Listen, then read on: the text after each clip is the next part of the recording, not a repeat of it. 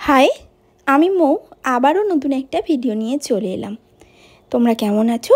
আশা করি খুব ভালো আছো। এটা হচ্ছে দোল পূর্ণিমার দিনের ভিডিও। তোমাদের দোলযাত্রা কেমন গেল আমাকে অবশ্যই কিন্তু কমেন্টে জানিও। আর আমার দোলের দিন কেমন কেটেছে সেটাই আমি তোমাদেরকে জানাবো বলে ভিডিওটা করা। যদিও প্রত্যেক বছরই একই রকমভাবে আমার দোল যায়, তবু এবছর ওরই মধ্যে আরেকটু অন্যরকম গেছে।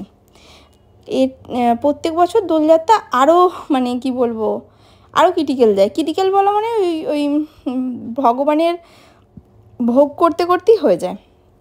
এবারে তো কিছুটা সময় পেয়েছি। যাই হোক, সকালবেলা সমস্ত কিছু পরিষ্কার করে নিলাম, কারণ দোলের দিনে আমাদের পুরো নিরামিষ থাকে। তো যে কারণের জন্যে আমি গ্যাস থেকে শুরু করে গোটা রান্নাঘর পুরোটাই পরিষ্কার করে নিয়েছিলাম। তারপরে দেখো, যে ভিডিওটা আমি তোমাদেরকে দেখালাম, আমার একটু সকালে আমন্ড খাই, সেই আমন্ডগুলোর অবস্থাটা খালি দেখো, পিঁপড়েগুলো সব খেয়ে নিয়েছে। যাই হোক, তারপরে আমি স্নান করবার আগে সমস্ত কিছুটা রেডি করে নিয়েছিলাম। সেদিনে হয়েছিল আলুর দম, একটু পরোটা, একটু কুমড়োর তরকারি আর একটু মিষ্টি। এই ছিল সেদিনের খাবার। আবার এর মধ্যে ফল ছিল, দুপুরের লাঞ্চে ওরা ফল, লস্যি এগুলোও খাওয়া দাওয়া করেছিল। আর তো যাই হোক, আমি ওগুলো বানাচ্ছিলাম, কাকিমা এসেছিল, সমস্ত কাজটা করে দিয়ে গেল। তারপর টেবিলে খেতে দিয়েছি। তানিষ্কার ভীষণ খিদে পেয়ে গেছে, আমার সাথে যথারীতি রাগারাগি অশান্তি করে খেতে বসেছে। আর যখন টেবিলে খেতে দিয়েছিলাম তখন কান্নাকাটি করছিল। আর এখানে আমি বলেছিলাম, তো আমরা দোলের দুদিন পরে বেরিয়ে যাচ্ছি। তো কোথায় যাচ্ছি তার ভিডিও তো আসবেই, আর পুরোটা শেয়ার করব। তো যাই হোক, ওকে বলেছিলাম যে একটু কম করে রং মাখবি এবছর। তো কিন্তু ও এত বেশি রং মেখেছিল যে তোমাদেরকে কি বলবো, বলার মতন নয়। তো যাই হোক, এবছর একটু অন্যরকম কেন বলছি তার একটাই কারণ, সেটা হচ্ছে যেহেতু দিদা মারা গেছে। আমি এর আগে অনেকবার ভিডিওতে বলেছি। তো দিদা মারা যাওয়ার কারণে আমাদের যেহেতু অসুখ এখনও ঠিক করে কাটেনি, তো সেই জন্যেই আমাদের সত্যনারায়ণ যে দোল পূর্ণিমায় হয়, তো সেটা হয়নি এবছর। কিন্তু আমাদের নারায়ণ বা গোপাল যেহেতু আছে, তো সেই কারণের জন্য ভগবানকে দিতেই হবে। তো সত্যনারায়ণটা হলে আরেকটু ব্যস্ত থাকি, যেহেতু পুরো সত্যনারায়ণের যে ব্যাপারটা হয়, বাড়িতে পুজো, লোকজন, সমস্ত কিছুটা আসে।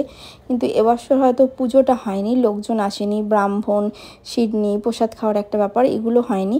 কিন্তু ভগবানকে তো ভোগ তো দিতেই হবে। আমরা তো পুজোটা করতে পারবো না, কিন্তু আমার ভগবানকে তো ভোগ দিতেই হবে, যেহেতু পূর্ণিমা। চেষ্টা করি সমস্ত পূর্ণিমাগুলোতেই ভগবানকে ভোগ দেওয়ার। তো সবসময় যদি নাও হয়ে ওঠে, তাও চেষ্টা করি, চালিয়ে যাই চেষ্টা সবসময়। কীভাবে বাইরেটা সামলে ঘরটাও কীভাবে সামলাই, সবসময় ওটাই টার্গেট থাকে যে সারাদিনে বাইরেটা যতটা ভালো করে সামলালাম, বাড়িটাও ঠিক ততটা ভালো করে সামলাতে পারবো কি না। কারণ বাড়িতে আমার ভগবান রয়েছে, বাড়ির মানুষগুলো আছে, প্রত্যেকটা মানুষকে নিয়ে যেহেতু সংসার, তো এদেরকে বাদ দিয়ে তো কিছু ভাবাই যায় না। তো সেই কারণের জন্যেই চেষ্টা সবসময় চালিয়ে যাই, আগামী দিনেও হয়তো চেষ্টা করেই যাব। আর প্রত্যেকটা মানুষের সবটা ব্যালেন্স করে চলাটাই আমার মনে হয় খুব ভীষণ একটা বুদ্ধিমানের ব্যাপার। যত তুমি নিজেকে ব্যালেন্স করে চলতে পারবে, তত তুমি জীবনের লক্ষ্যের দিকে এগিয়ে যাবে। আর যদি তোমার মনে হয় যে আমি দুটো জিনিসকে অ্যাডজাস্ট করতে পারছি না, তখনই কিন্তু তুমি পিছিয়ে পড়বে। কারণ প্রত্যেকটা মানুষকেই এখন আমার মনে হয় কারোর ওপর ডিপেন্ডেন্ট না হয়ে সবটা নিজে নিজে করাটাই বেটার। তুমি একটা বাজারে যাও নিজে, তুমি একটা কেনাকাটা করো নিজে, তুমি একটা কাজ করো নিজে, তুমি নিজের চিন্তা নিজে করো, নিজের খাওয়া দাওয়া নিজে করো, নিজের স্বাবলম্বী হও, নিজের জোগাড়টা নিজে করো, নিজের খাওয়া দাওয়া, নিজের লাক্সারি, নিজের জীবনে বাঁচা, সবটাই যদি তোমরা নিজেদের মতন করে করো, আমার মনে হয় এর থেকে ভালো কিছু আর হয় না। তো যাই হোক, অনেকটা বেশি বাজে বকবক করে ফেললাম। এখানে ভগবানের জন্য আমি ভোগ করেছিলাম 5 রকমের ফল ছিল, লুচি ছিল, আলু ভাজা ছিল, 5 রকম মিষ্টি ছিল। আর সবথেকে বড় ভুল যেটা এবারে হয়েছে, সেটা হচ্ছে আমি মট আর ফুড কড়াইটা আনতে ভুলে গেছিলাম। যেহেতু দোল পূর্ণিমায় প্রত্যেক বছর এই জিনিসটা দেওয়া হয় আবিরের সাথে সাথে, কিন্তু কি করব, ভুলে গেছি। কারণ ভুলে গেছি বলতে,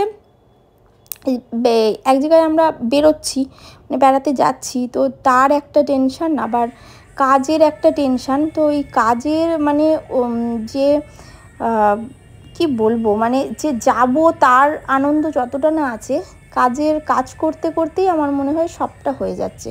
আর আগের দিন পর্যন্ত মুহূর্ত পর্যন্ত কাজ করতে হচ্ছে।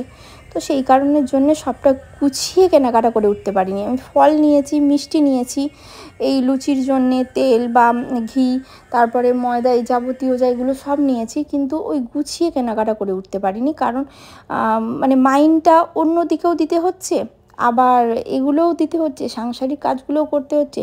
সেই কারণের জন্যেই আর কি মানে এবারে একটু হয়ে গেছে। তা গোপালকে আমি বলেছি আমার হয়তো ভুলচুক হয়ে গেছে, কিন্তু কি করব বলো, তুমি এবারে এই ভোগ দিয়েই তুমি দোল পূর্ণিমাটা কাটিয়ে নাও। আমি পরে আবার চেষ্টা করব, যেহেতু দোলের সময়তেই এই মঠ আর ফুড কড়াইটা পাওয়া যায়, তো পরে তো পাওয়া যায় না। তো আমি বলেছি, কিছু করার নেই। যাই হোক, আমার ভিডিওটা আজকে কেমন লাগলো তোমরা অবশ্যই জানিও। তোমাদের দোল কীরকম কাটে অবশ্যই আমাকে কমেন্ট করে জানিও। আমার দোল পূর্ণিমা প্রত্যেক বছরই ভগবানকে নিবেদন করেই কাটে। আর আমি ভগবানকে রং না মাখিয়ে আবির সেইভাবে খেলি না দোলের দিনে অন্তত। কারণ আমার প্রথম উদ্দেশ্যই হচ্ছে ভগবানের গায়ে রং ছোঁয়াবো, তারপরে নিজে দোল খেলবো। যদিও খেলার মতন সময় পেরিয়ে চলে যায়, 3টে 4টে বেজে যায়। তো যাই হোক, আর আমার ভিডিওটা এইটুকুনি ছিল। তো তোমাদের কেমন লাগলো অবশ্যই জানিও।